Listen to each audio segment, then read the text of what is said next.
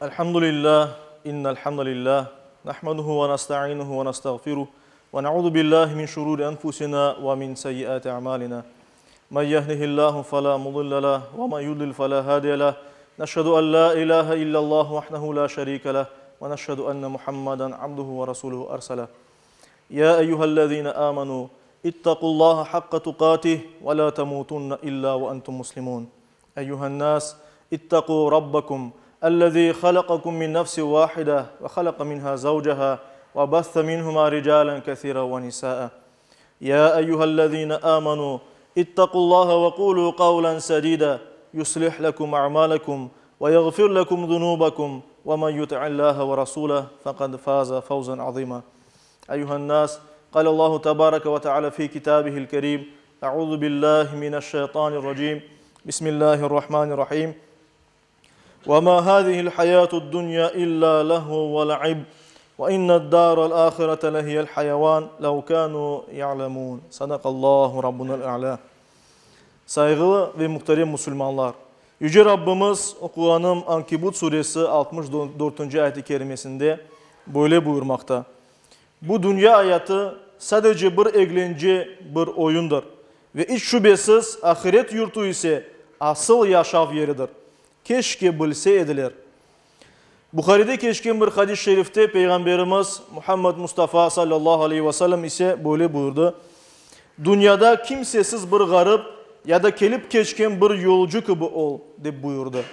Hem ayet-i kerimede hem Peygamberimiz Muhammed Mustafa sallallahu aleyhi ve sellem'in sözlerinden görüyoruz ki bu dünya hayatı fani kısa olanı için ona gereğinden ziyade değer vermemek gerek ve ebediyet yurtu yani baracak ahiret yurtumuz hakkında düşünmek gerek olanımız bizge ifade edilmekte. İşte saygılı cemaat, hiçbir yaş farkı olmadan her birimiz sayılı günlerden ibaret olan ömürge sahipmiz. Ama her birimizge erte ya da geç ecel vakti gelecek. Allah bile yani gayip olan bir bilgidir bu. Sadece Allah bile bir insanın ömrü ne vakit bitecek. Ama elbette her bir insanın erte ya da geç eceli gelecek ve o bu dünyadaki öz hayatını toktatacaktır. Ne bir nefes evvel ne bir nefes sonra ancak Yüce Rabbimiz ecel yollaganda Allah-u Teala bilgen vakitte biz can emanetimizni teslim edip bu dünyadan koçacakmız. Ve her birimiz ahiret yurtu için bir yolga çıkacakmız. Mahşer meydanına varıp anda hesap vereceğimiz yerge bir yolga çıkacakmız elbet. Ve yanımızda bu dünyada olanlardan hiç birisi olmayacak.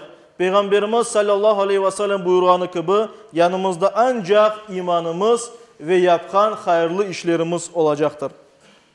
Ona göre de saygılı cemaat zamanın kıymetini, hayatının anlamını, yaşlılığının emniyetini, bir lokma nimetinin ve bir nefes sağlıkının şükürünü idrak etken, anlagan olsak ne kadar güzel bizge.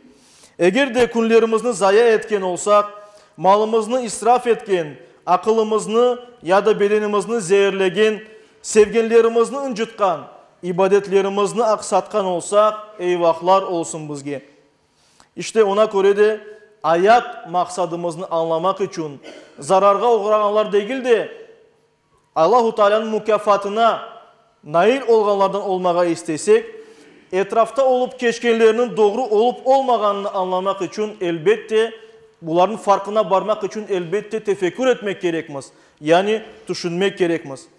Tefekkür aytkanım gibi hem Arap dilinde hem Kırım Tatar dilinde terin düşünüp bir şeylerinin şuuruna varmak.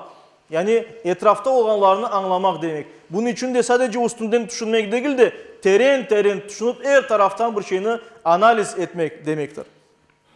Tefekkür insanı insan yapar. Çünkü Yüce Rabbimiz her bir insana düşünmek kabiliyetini verdi ve her bir insan bu düşünmek kabiliyetini, akılını kullanmak gerek.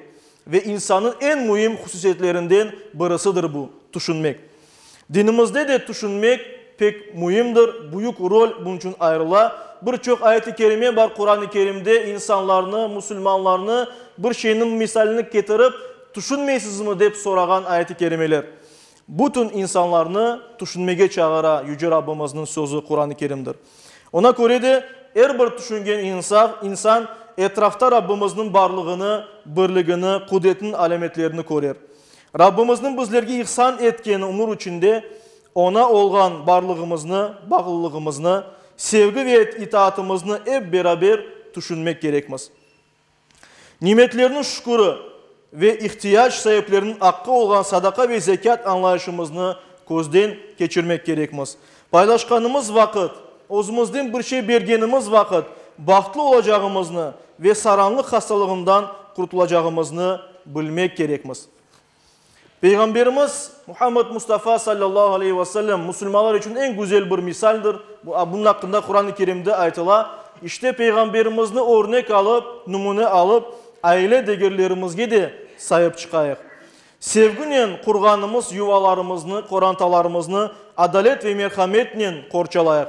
Kadınlarımızga, ballarımızga baskı yapmayıp, meselelerimizge aklı selim ile, sağlam bir akıl ile düşünüp daha sonra çare tapayıq ve hareket yapayıq. Dünya hayatında ahiretke doğru yürüyen insan mesuliyet yüklengen bir yolcu gibidir. Ömür ise meşakkatlı ama kıymetli bir yolculuktur. Öyleyken dünyada yolcu olganımızı akılımızdan çıkarmayıq. Bu fani dünyada az bir vakit kalacağımızı akılımızdan çıkarmayıq. Bu yalancı dünyada kaldırıp gideceğimiz 5 kuruşluk mal için, siyaset için, makam için birbirimizin canını ağırtmayıq. Soy-sop arasında kavga dava olmasın, ayrılıkka düşmeyik.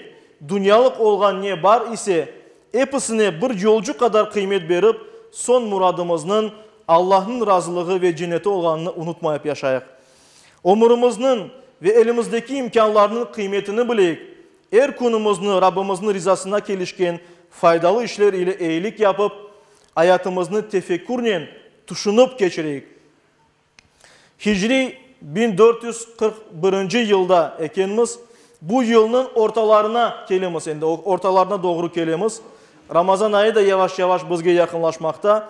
İşte bu günlerde Hicri bir yılın ortasında olan günlerimizde keliniz bu vakit içinde, yarım Hicri yıl içinde neler yaşaganımızını, kaysi manevi bereket kapılarından ve ilahi imtihanlardan geçkenimizni, kaysi imtihanlarını berip olamağanımızını bir düşüneyik. Özümüzni hesapka çekeyik. Yüce Rabbimiz her daim düşüngen kullardan olmağa bizlerge nasip eylesin ve buna yakınlarımızga öğretken, Müslümanca yaşagan, Müslüman olarak son nefes bergen kullardan olmağa nasip eylesin. Amin.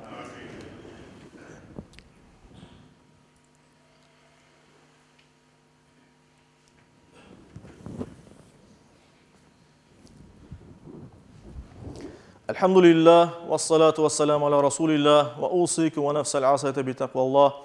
İnna Allah ve melaiketehu yusalluna alen nebi. Ya eyyühellezine amenu sallu aleyhi ve sellimu teslima. وارض اللهم عن خلفاء الأربعة أبي بكر وعمر وعثمان وعلي وعن سائر الآل والصحابة والتابعين ومن تبعهم بإحسان إلى يوم الدين وعنا معهم بعفوك وكرمك يا أكرم الأكرمين ويا أرحم الراحمين. اللهم أعز الإسلام والمسلمين. اللهم أعز الإسلام والمسلمين. اللهم أعز الإسلام والمسلمين واحمي حوزة الدين ودمر أعداء الدين وألف بين قلوب المسلمين ووحد صفوفهم واجمع كلمتهم على الحق يا رب العالمين وانصر دينك وكتابك وسنة نبيك محمد صلى الله عليه وسلم وآله أجمعين. عباد الله إن الله يأمر بالعدل والإحسان وإيتاء ذي القربى وينهى عن الفحشاء والمنكر والبغي يعظكم لعلكم تذكرون. صدق الله العظيم.